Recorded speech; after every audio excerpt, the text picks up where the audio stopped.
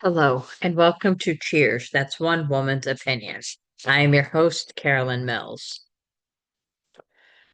So, I've been a little frustrated again this week.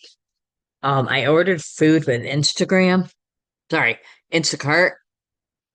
and I consider it stealing. They say they did not steal money from me, and I'll explain what happened. My total came to about 133. I was charged 174. That's a $40 difference. And they said some was tax, which Price Chopper puts the tax on there, so that's why I shopped. It was a free trial thing, and I quickly got rid of Instacart and will never use them again. And I also reported them to the BBB. But basically, it had all these hidden charges I didn't know about, and that's why I consider it stealing because you didn't tell me up front. Sorry, that's stealing to me. You just can't suddenly take my money. It was free delivery. Um, and I said I get the tax. I even get the charging for bags, but again, should have been up front. Because New York, they do that. I get all that. Um, but yeah, it was like $40 difference, and to me, I pay. Well, I don't pay for charging with Walmart Plus. I use them right now. But I want stuff somewhere else, and basically they're just like, yeah, sucks to be you. So sucks to be them too, because I ain't using their stuff anymore, and I'm telling everyone else not to use them. Walmart Plus is better. They don't screw you over. So now that I have that out of my system, let's go ahead and talk about Cheers Season 3, Episode 20, If Ever I Would Leave You. You may notice my background does not have the best dressed person on there, and that's because I have two pictures to show. And you'll see why later in the podcast here. So this episode, If Ever I Would Leave You, first aired February 28th, 1985. This is the first episode after my fifth birthday, which was February 26th. Directed by James Burrows, written by Ken Levine and David Isaacs. Guest cast Den Hedaya as Nick Tortelli. I have no idea how to say his name, and I'm pretty sure every single time he's been on, I've said it differently. Gene Kasem as Loretta Tortelli, Steve Gianelli as Steve, and Kelsey Grammer as Dr. Fraser Crane. Cheers is filmed in front of a live studio audience, was said by John Ratzenberger. Let's go ahead and jump in our summary. Cold open. Fraser asks Diane if she's ready to go to the sorrow and the pity. I looked this up because I've never heard of it, and it was made in 1969. It's a 4-hour war documentary by Marcel Ophuls, I think is how you say his name, not sure. And Fraser says that it's the final feature in the Brutality Film Festival. I'm curious just how long the actual film festival was if this one movie was a 4-hour long documentary. Norm asks about Coach. Sam explains that he is in Minnesota visiting his sister. Cliff asks if Coach's sister is anything like Coach.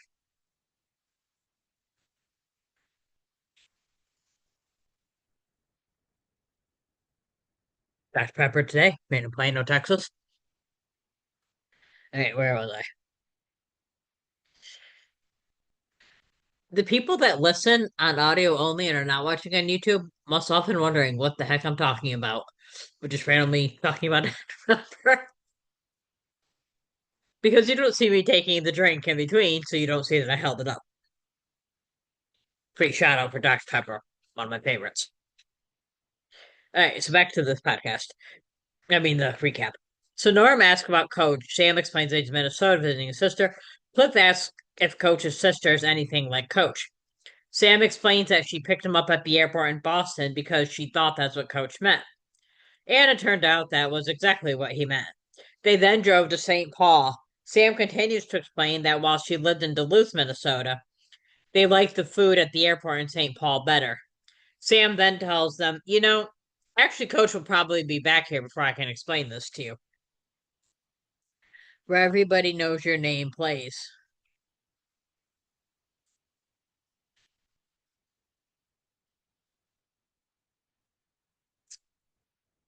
Cliff and Norm are bored. Nick Tortelli comes in and they are happy. Things are starting to pick up. Nick says hi to Diane and Sam. He says he can use friendly faces. He asks if Carla is there, but she already went home for the night. Diane introduces Nick to Frasier. She refers to Frasier as somebody you have absolutely nothing in common with. Frasier goes to the other side of the bar while Nick tells Sam that Loretta ran out on him to become a singer with the Grinning Americans. Frasier asks about them, and Cliff explains who the group is, and he adds they have had him and his mom marching around the living room more than once. Carla comes in because she forgot her purse. Okay, hold on, my head itches. Sweaty under these headsets. All right, Carla came in. She asks Nick why he's there, and Nick explains he wanted to see if he had any friends. Carla replies, "The Twinkie left you, didn't she?" Furthermore, she realizes that Loretta took everything. Nick notices that Carla's pregnant again. Really hard to miss because by this point Rhea is quite pregnant. I forget which child she's on. I think Lucy was the last one. So I'm not sure which one this is. Because actually Lucy's the only one I know by name. He asks her if she has a guy. She tells him, "The guy that knocked me up and ran this time is 10 times classier than you." This is actually kind of incorrect. She refers to as the guy who ran. This guy actually wanted to marry, if you remember, in whatever episode that was, that we did reach not too long ago. I forgot the name of it. Um, it was Frasier's mentor, Bennett Ludlow. He wanted to marry her, but Carla turned him down because she was waiting for Eddie LeBeck. She doesn't say Eddie LeBeck, but that's essentially what she described as Eddie LeBeck, the hockey player, no teeth, all that jazz. Only Eddie, I think, still had his teeth. So this is actually incorrect to say the guy who ran. You should have said the guy who I turned down. Or just a thought. Norm asks if his hand. Oops, I skipped a line. Nick claims he wants to start over with Carla. He holds his hand over a flame to prove his point. Norm asks if his hand should come a little closer to the flame. Nick says it's plenty warm up here where it is. Carla calls him brooch droppings. She adds, "I never want to see you again in my life." And then she leaves. Nick asks the others if they believe him, and then asks them to talk to Carla.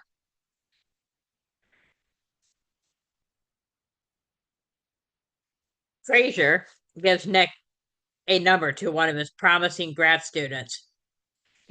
Nick at first thinks he wants to see him himself, and he tells him, "I'm way out of your league."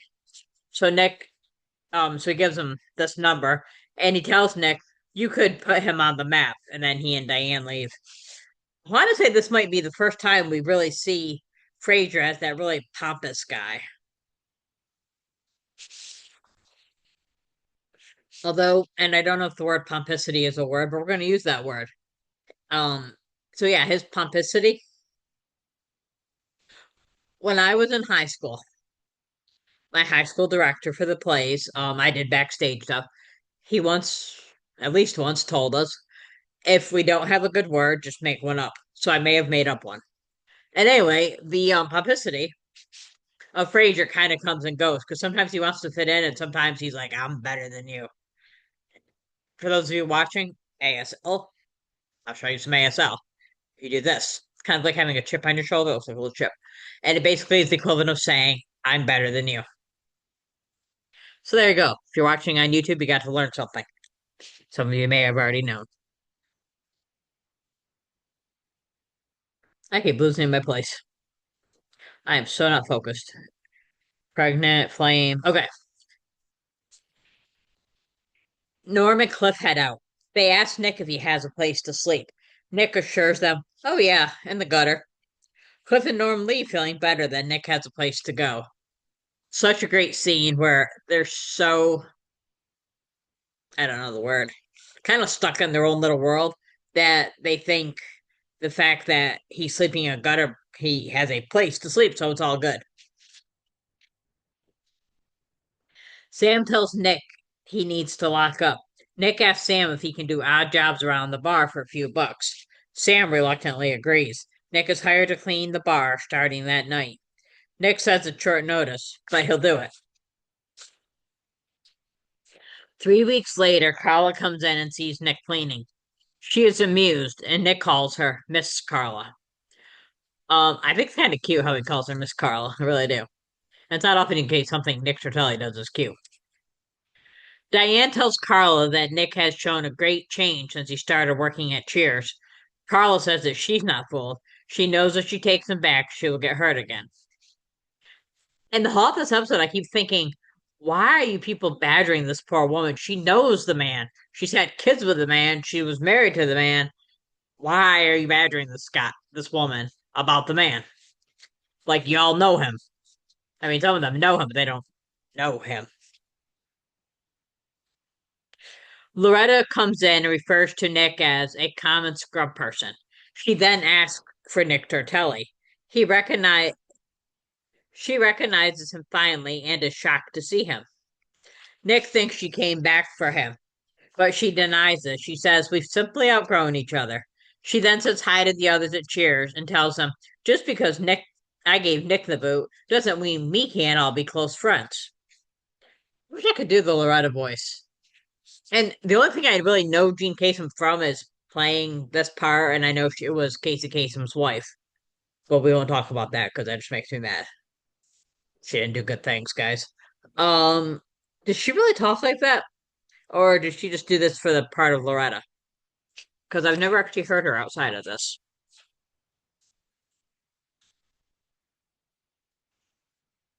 Nick asks Loretta why she is there, and Loretta hands him divorce papers. Nick signs them. Loretta refers to him as yesterday's newspapers. The next day, Nick and Carla come in. He takes Carla's coat. Sam asks if she and Nick took the kids out. Carla said it was Nick's idea. However, she tells Nick they are still not getting back together. She does not believe he can really change and says that if Loretta came back, Nick would return to her. Nick goes into Sam's office to clean. Norm tells Carla that he and Cliff took Nick to the drive-in and all he did was talk about Miss Carla. Carla decides to show them that Nick cannot be trusted. She calls Sam's office extension pretending to be Loretta. Nick runs out of the office to leave. Then he stops and explains that Loretta was on the phone, but he thought of Carla and came to his senses.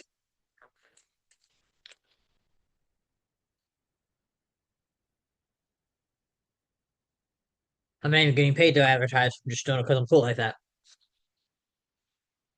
I gotta turn the page. I swear my ADHD is getting worse. I get distracted like every 5 seconds. Nick is happy when he learns that Carla was testing him, and he passed the test. Carla says that Nick knew it was her, so it was not a good enough test. And now I'm gonna put up the picture and I'll explain it in a second. So let me share screen here. And it's this one that I want. Right. You'll see in a second as I'm reading. Okay, there we go. Loretta comes in. She tells Nick she wants him back. She says that when she brought the divorce papers, all she could think about was pouring amaretto on his chin dimple and drinking it out like he taught her.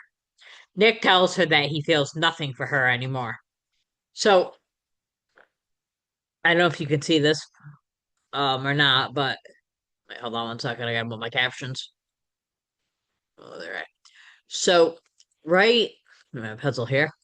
This guy right here, not sure if you can see it, circled him in purple. Him. If you notice, he's on the background actor, and he is literally just staring at her, watching her perform. It's not in character, he's just watching her. Occasionally, he remembers he's supposed to take a drink, and he grabs a beer, which is apparently floating in thin air over there. That it's on the ledge. I didn't see where it came from, but you see him. He takes a drink, and then he's just watching, like he totally forgot he's a background actor, and actually is captivated by Jean Kasem and her story. on this particular episode. So I found that kind of amusing how blatantly obvious. And I have no idea who he is. He's very good looking though. But yeah, very blatantly, obviously, just watching. Someone had stopped sharing screen again. Loretta pulls down her shirt off her shoulder, hoping to change Nick's mind. Nick tells her, "You're making a fool of yourself. Beat it." And upset, Loretta leaves. Nick returns to Sam's office to finish cleaning. I swear the whole episode he's cleaning Sam's office. Must be the cleanest office in the city of Boston. The others urge Carla to take Nick back. Steve, however, does not think that Carla is good enough for Nick. Carla agrees to take Nick back. Sorry. Carla agrees to take Nick back. She tells them, "You all watch what's going to happen." And again, she knows. And it's sad the others don't listen. She knocks on the door at Sam's office. She tells Nick that she will take him back. Nick is excited and wants to take her to White Castle to celebrate. He tells her that the last test was the hardest. He doesn't know how she got Loretta to come in and pretend she wanted him back.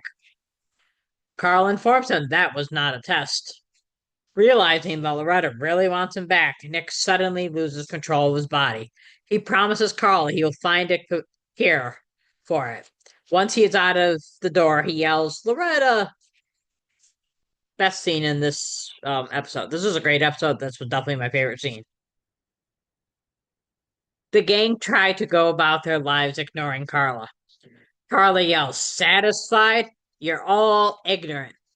Sam apologizes. Diane admits they made a terrible mistake. However, she says they are proud of Carla because she came out on top. Carla replies, "This is my day, except one thing. I love the monkey now more than I ever did." Sam is surprised, and Carla says it's crazy. Diane tells Carla she understands how she feels. She confesses, "Believe it or not, there are times I am irresistibly drawn to that Sam." Sam suddenly appears again, and Diane says, Samurai Fraser Crane." She tells Sam, "That's what I call him, Samurai Fraser Crane." And that was our episode. I gave this episode 4.5 out of 5 beer nuts. Dan Hedaya was hysterical at the end of this episode. When he's trying to act like his body's out of control, then when he yells right up.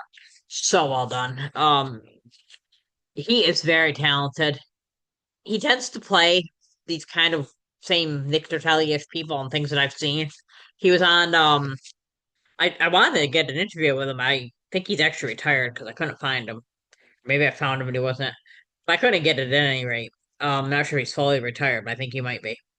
Anyway, he was on an episode of Who's the Boss? I think did he play Nick in that too?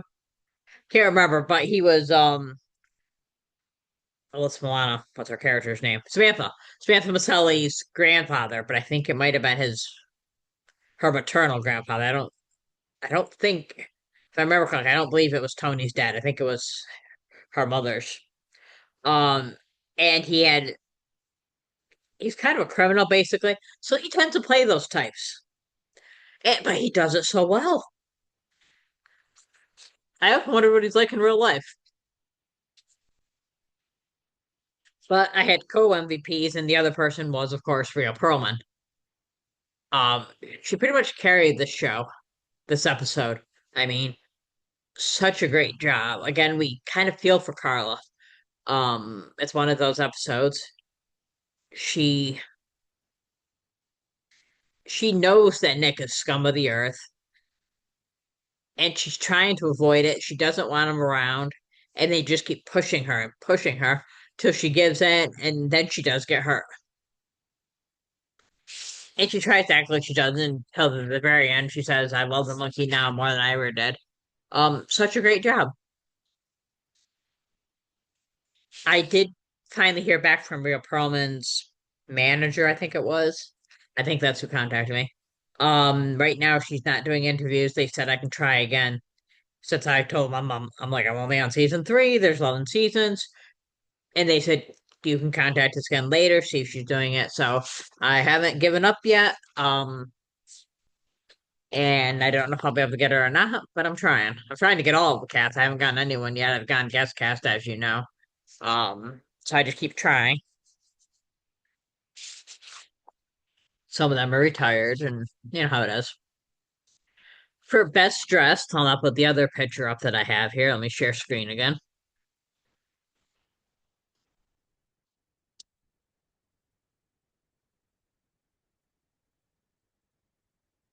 All right, let me enlarge that. Okay.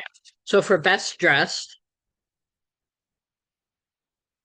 that went to Diane Chambers. She actually has a few good outfits, but I went with this one. I think that's probably my favorite of the three. So there's our best dressed. Hey, look, behind Cliff and Norm, we have a photo bomber. That's what it looks like in the picture. Look, she actually photobombed.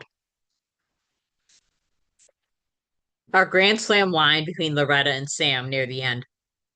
Loretta, I don't know what song it's from, but there's a line from some song that says, I've got you under my skin. I got you under my skin, Loretta. Oh no, this is going to complicate things. Our on base line is between Loretta and Carla. It's when she first comes in, when she calls Nick the common scrub person. Loretta says, especially you, Carla. After all, we did have Nick Tortelli in common. Yeah, you, me, and 1,000 headlights. Here's a little known fact. In the cold open, I should have taken a picture of this. In the cold open, when Fraser comes into the bar, you see Dan Hedya's arm as he is waiting for his cue to come in after the cold open and the theme song. So if you like this episode, as always, like, click, follow, subscribe, all those things you do. And you can follow us on, oh, I got to light off. You can follow us on the Cheers Facebook group. Cheers, that's one woman's opinion. You can follow us on Instagram at Cheers One Woman's Opinion Podcast. Twitter X at One Woman Opinion. Again, no S. Reddit Cheers Rewatch Podcast. And you can email us at Cheers One Woman's Opinion Podcast at gmail.com. Next week, I'll be doing a recap of season 3, episode 21, the executioner. Executive, there we go. Like bloopers on my own podcast. The